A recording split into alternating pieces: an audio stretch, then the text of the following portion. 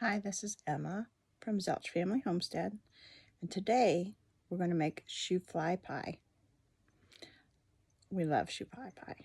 It's like a molasses pie, so it's very good.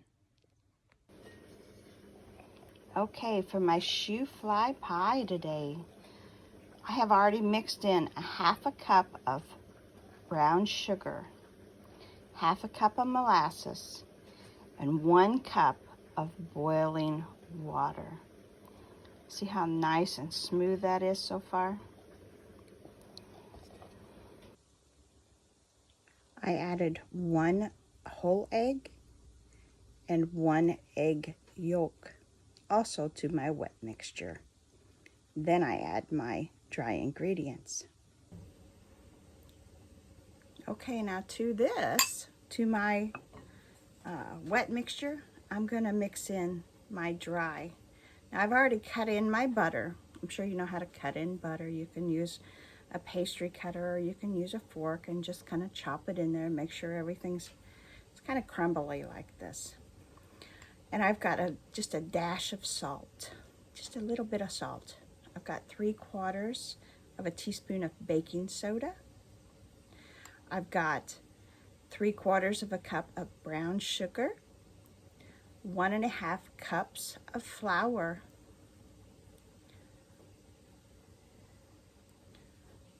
now I'm going to add most of it to my wet mixture, but I'm going to reserve just a little bit for the topping because that makes it just look wonderful. See, I'll put in about 1.5 cups to mix that with, and then I'll reserve the rest. So I'm just going to stir this. I'm not going to totally mix it up like to where it's perfect, because you want it to be just nice and kind of mixed together a little.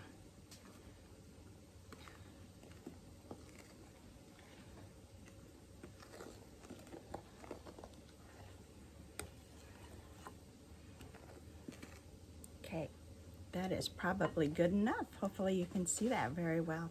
See, it's not totally mixed. You got some that's not, you can still see the powder. That's okay, because you're going to be adding the topping to it.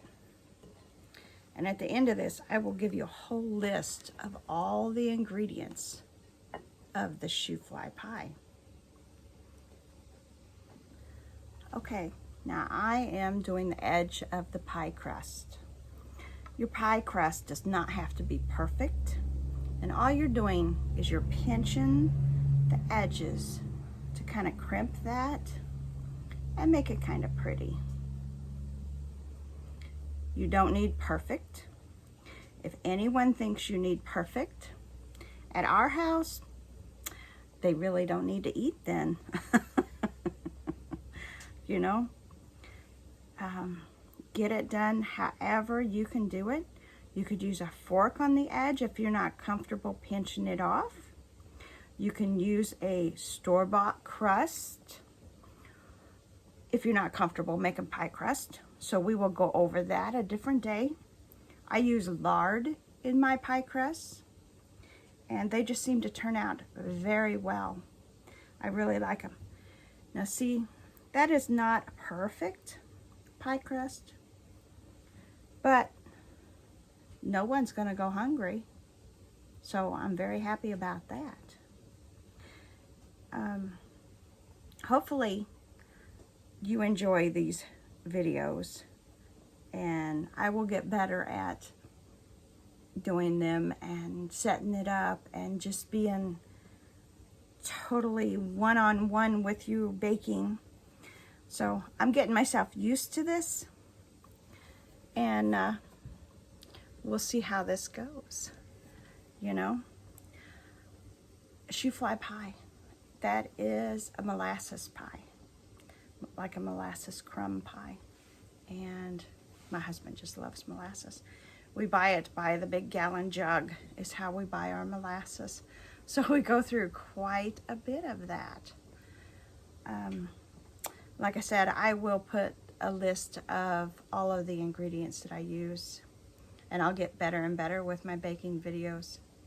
So hopefully you enjoy things. I'm gonna take this pie crust and I'm gonna go put it in the oven, and I'm gonna bake it for about 10 minutes and get it mostly done. And then we'll add our wet ingredients and we'll sprinkle the rest of that crumb topping on there, and then we'll bake that. And oh, it's gonna be so good for supper. It'll go right with our beef tips we're having today too.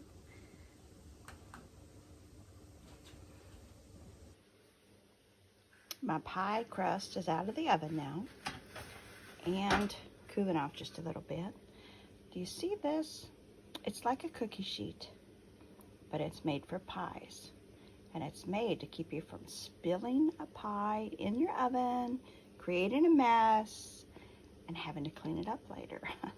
So if you don't have any of these, find one. They are wonderful. Mine are a little older, so I actually normally try and use 2 of them put together, which makes it sturdier even for my pie to sit on. So I'm going to be using those, and they're just wonderful. We are going to add our, well, we'll stir it up just a tad more, just to kind of get that whatever settled in the bottom mixed up too. Then we're going to add it to our pie crust, and it's going to totally run out of this one side, I think. So that's not good, but that's the way my pie crust baked. So we're going to put as much of it in there as we can. I may have to do another pie crust. He might just get 2 of these. Oh, he'll just love that. Now we're going to add our crumb mixture. We'll just use our fingers for this. And we're just kind of adding it to the top of it. And since my pie crust kind of is lower on the one side, I'm making 2. So I'll reserve some of this for the second one. And the second one, Clyde will be happy to know that I added extra molasses to, which he just loves. Here's the second one with extra molasses added to it.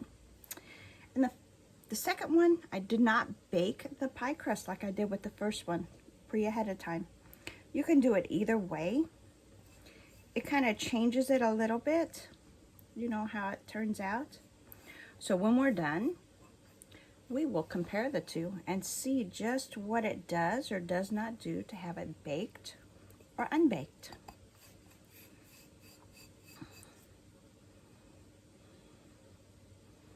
You can tell I wash my hands like 50 times a day because I just use them all the time when I'm cooking. It's just the way it goes. It's the way I taught myself when I was little, and it's the way I still do today. In the oven, they're gonna go for approximately 45 to 50 minutes. I'll check them at that point and see how they are. After that, it could take up to an hour. It depends on how thick. I think these will be thinner. I think they'll be done by 45 minutes. But we'll see. We'll see how hot I have the wood stove going, because I'm going to do them in the wood cook stove today. Oh, that is so special. It gives them kind of a smoky flavor as well. So that is just going to be yummy. I will see you in a bit. Now that we have the wood stove all fired up and going, it's pretty warm in the house right now. But I went ahead and moved my steak tips and my tea kettle over to the wood stove. And I put our pies in the oven. So we will give it probably about 40 minutes or so, and I'll check them again and see how they're doing. Now here's a story to tell. Now you see this little piece of metal there on the firebox? That's not an original part to this stove. But we found that since we have this in the kitchen, and our house is small, we have like a small cottage. It's like 1 bedroom. So, but we would come and walk around here, and Clyde and a couple of the boys would sit their hand right on the edge of that stove on the firebox. Well, it wouldn't take very long for them to be pulling their hand back out of there, but you know, it's still got it hot touching the top of that stove. So we decided that when we're going to use this, we'll just place this little piece there, and that'll be a reminder. Hey, don't put your hand on that stove. You would think they would learn, but I guess boys will be boys. Okay, we're gonna check and see how it's doing. Again, I'll check it again. Oh, how wonderful. See the top one? And then the bottom. The bottom one's a little more done, which is okay, because that's just how I love it.